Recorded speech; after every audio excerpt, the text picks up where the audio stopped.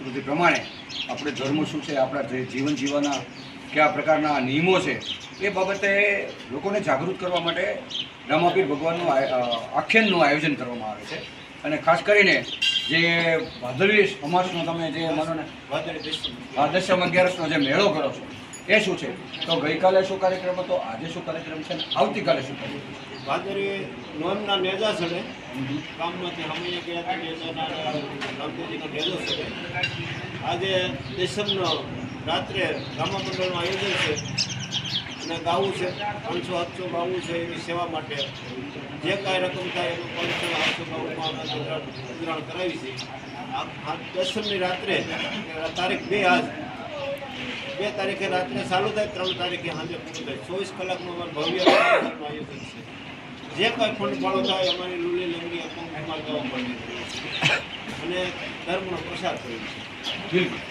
તો માનો ને આજે શું કાર્યક્રમ છે? આજે રાત્રે રામ મંદિર ચાલુ થાય 9 વાગે 24 કલાક. બરાબર. ને આવતીકાલે શું પૂર્ણ વિરામ ને શું કાર્યક્રમ છે? કાલે રાત્રે આખો દિવસ રામ મંદિર ચાલુ છે અને ભવ્ય મેળાનું આયોજન છે. એટલે પબ્લિક ભેગી થાય, ખાણી પીણી બધી ચાલુ છે. બરાબર, સરસ. તો મને બગસરા આજુબાજુના કુકાવા આજુબાજુના નમરી આજુબાજુના લોકોમાં કેવો પબ્લિક કેવી થાય છે, કેવો માહોલ છે? મને તો અત્યારના સમયમાં મેળા બહુ ઓછા હોય છે, બાબરાની બાજુ હોય છે, આ બાજુ હોતા નથી. તો આ બાજુ માત્ર ને માત્ર જૂના વગણીમાં જ મેળા હોય છે. કેવી પબ્લિક થાય? પબ્લિક સારી થાય. વાઘણિયા, નવ વાઘણિયા, અડાળા, પીઠિયા, ખાડી, ખીજડિયા, બગસરા આજુબાજુ તમામ ભાઈઓ બહેનો આવે એને સાંજ બપોરના પ્રસાદી અમને લેવડાવી છે. ખાવા પીવાનું બધું બરાબર. પછી જે રામાપીરનું આખ્યાન જે હોય છે એ ખાસ કરીને જેને કે આજુબાજુના લોકો એટલે કે સોસાયટી લોકો આવે છે જોવા માટે કે રામાપીરનો તમે સાક્ષાત રામાપીર ભગવાનના દર્શન કરો, બેન સગુણાના દર્શન કરો, એ જે પાત્રો બધે જોવા મળે ને એકદમ તમને વાસ્તવિકતા તરફ લઈ જાય. તો એ જે રામા મંડળ ભજવે છે ને એમાં એ શું વાસ્તવિકતા છે રામા મંડળ? રામદેવજીની જીવન લીલા કે રામદેવજીએ જ્યારે અવતાર લીધો ત્યારે અડાળ કળજુગ આવ્યો ત્યારે રામદેવજીએ અવતાર લીધો. બરાબર. ત્યારે ભૈરવા નામનો રાક્ષસ ત્રાહિમામ પોકાર હતો, ત્રાહિમામ હતું પબ્લિક. ત્યારે રામદેવજીએ અવતાર લીધો અને તેની જીવન લીલા આખી ધર્મ વિશે બતાવી. પાઠ, પૂજા, વિધિ, વિધાન, કોઈ અધર્મ માર્ગે જાતે એને પાછા વાળતા આ રામદેવજીની જીવન લીલા હતી. જીવન લીલા અમે રજૂ કરવાનું. બિલકુલ. પછી જે બેન સગુણાને જે દુઃખ પડે છે, એમાં ભાઈ એની વારે આવે છે, તો એ અમારા દર્શક મિત્રોને જણાવશો. રામદેવજી જ્યારે બેન રામદેવજીના વિવાહ ચાલુ થયા એટલે એને કીધું કે મારી બેન સગુણા વિના હું કહું નહીં. એટલે એને અજમલજીએ એકના રાયકાને મોકલી કે બેન સગુણા કરે. બેન સગુણા જ્યારે દિલ્હીના બાદશાહ દિલ્હી રાજ આવતું ત્યારે એને ઈચ્છા છે કે હિન્દુમાં હિન્દુઓ ક્યાંથી એમ બરાબર મારે એનો પરસો છે. બાકી બેન સગુણા સમાજ કહે છે બેન સગુણા વીતી હતી. અને ખાલી એના રામદેવજીના ભોવો તો એટલે એને ખાલી સમક્ષ બતાવ્યો હતો. રામદેવજી કેવો આવે જોઈ દીધો. બરાબર. ત્યારે રામદેવજી જાય નહોતા એટલે પ્રકટ પરસો રામદેવજી તો ખુદ એના મહેલમાં સૂતા હતા. બરાબર. અને એને ભાસ થયો મારી બેનના ઉતારા લૂંટે છે. બરાબર. એટલે એની પ્રકટ પરસોમાં દિલ્હીના બાદશાહનો મળ્યો. બરાબર.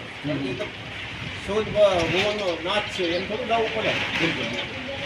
અને મને રામાપીરનો આખ્યાનો છે કે ક્યારેક રામાપીર ખુદ તમે એમ કે એમનું પાત્ર ભજવી રહ્યા તો એ રામાપીર ભગવાનનું પાત્ર ભજવામાં કેવું આનંદ છે, લોકોને એક સારો સંદેશ આપવા માટે શું છે અને ધર્મની તાકાત શું છે એ અમારે પાત્રમાં મય થઈ જાય ને એ સાચું. બરાબર. પાત્ર ત્યારે પાત્રમાં આમાં કોઈ દુર્વિચાર ન આવે, દુર્બુદ્ધિ ન આવે.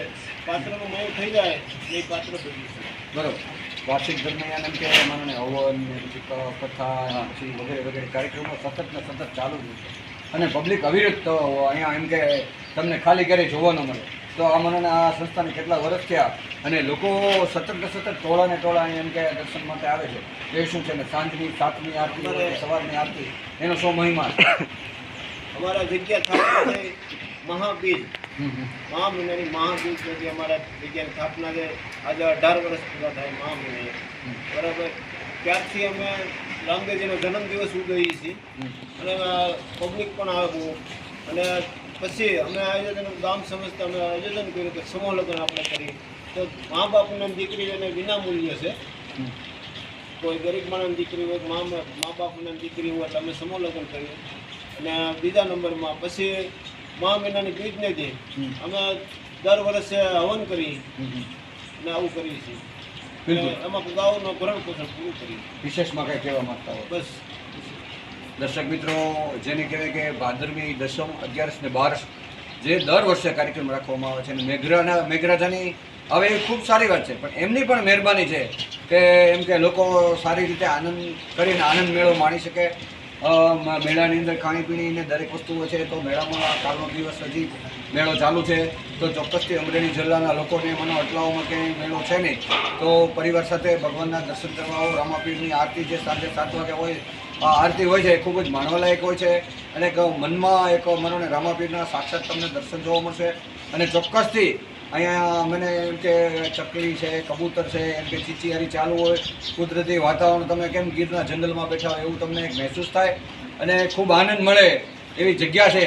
અને રામાપીરનું આખ્યાન આજ સાંજે 7 વાગ્યાની આસપાસ ચાલુ થાય છે, એટલે 24 કલાકનું રામા મંડળ હોય છે, એ પણ જોવા આવો અને ખૂબ સારો એવો આનંદ મળશે. તો ચોક્કસથી આ આશ્રમમાં એકવાર આવવા જેવી જગ્યા છે. આ આશ્રમની જગ્યાનું સ્થળ છે હિન્દવાપીર આશ્રમ, જસ્સા ભગતનું જૂના વાઘણીયા અને જૂના વાઘણીયા ગામમાં કહેવામાં આવે એ કહેવામાં આવે છે. અને ખાસ કરીને તમે બગસરાથી આવો તો 7-8-10 કિલોમીટર થાય, અને કુકાઓથી આવો તો 7-8-10 કિલોમીટર થાય, અને અમરેલીથી આવો તો 35 કિલોમીટરની આસપાસ થાય. તો સારામાં સારો રોડ પણ બની ગયો છે અને અહીંયા આવવા માટેનું સ્થળ ખૂબ સુંદર છે. તો ચોક્કસથી આવો જસ્સા ભગતના આશ્રમમાં, હિન્દવાપીર આશ્રમ.